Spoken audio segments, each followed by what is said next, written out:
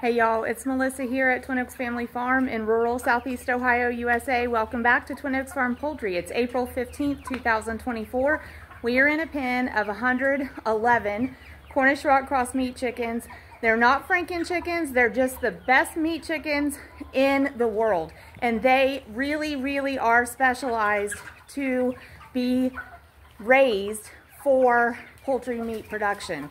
Absolutely. Excellent meat product is the outcome of successfully raised Cornish Rock Cross meat chickens. And there are multiple ways to successfully raise them here at our operation, small family-run independent poultry farm in Southeast Ohio, United States of America. We raise our birds in a barn system, so a confinement system. And this year, everything is in place to start 1,650 Cornish Rock Cross meat chickens spread out in 6 flocks over the calendar year of 2024. So the flock that we're going to look at is 36 days old. They are going to the processor on day 37, so we are less than 24 hours from transport time, and we're actually approaching feed withdrawal time. This video, that's what we're talking about. Feed withdrawal in your meat chickens, specifically your Cornish Rock Cross meat chickens, and also going to talk about what we want to encourage between feed withdrawal and the time that they go to the processor. So regardless of whether you take birds to a processor or process birds yourself, if you're raising poultry, this is a great video for you to watch, great place for you to be, because anytime we have poultry processing, we need to implement a total feed withdrawal prior to processing. Let's look at the birds. Let's get right into it. Thanks for joining me. Please subscribe to our channel, Twin Oaks Farm Poultry, right here on YouTube. We'd love it if you'd like the video with a thumbs up, and please do comment. We love to hear your experiences, get your feedback, and we genuinely try to reply to all of those comments that come in. So thanks so much for joining me.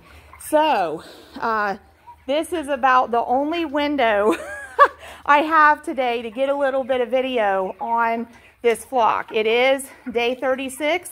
On a 37-day production schedule. We have previously in the past favored a 42-day production schedule.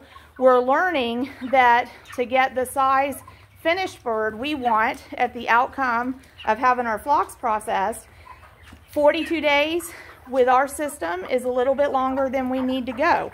We can back that up and kind of have some impact on the size of the finished whole chicken that we get by going back to about 35 days. So that's what we're generally aiming for this year, is 35 days. This flock, because of just the way hatch and process fell out, that's why we're ending up at 37. So feed withdrawal means we are going to take the feed away from the birds several hours before processing. Our processor requests 12 to 18 hours prior to processing, the birds have total feed withdrawal implemented. We practice 12 to 18 hours before processing total feed withdrawal. So we want to have our birds at the processor before 8 a.m. on their processing day. That's the request from our processor. So, you know, we have loading time and travel time and what have you. But if we go ahead and go with 8 a.m. as the earliest potential processing time, 12 hours would be 8 p.m. the previous day, and 18 hours would be 2 p.m. the previous day. So we're at about 3:15 in the afternoon, the day prior to processing, and going on the premise that the earliest possible processing for this flock could be 8 a.m. So we could have pulled feed at 2 p.m. in the afternoon. We have noted how much feed is in the feeders, and we're trying to give the birds actually the opportunity to clean up all the feed that is in the pen. So I was going to try to actually pull feeders now while we're doing this video, but we will have opportunity to pull feeders again probably in about 45 minutes to an hour. So I think at this point I'm going to leave the feeders in place and see if the birds do want to eat. And this is kind of a catch-22 situation for us. It's a fairly warm day. It's about 80 degrees Fahrenheit.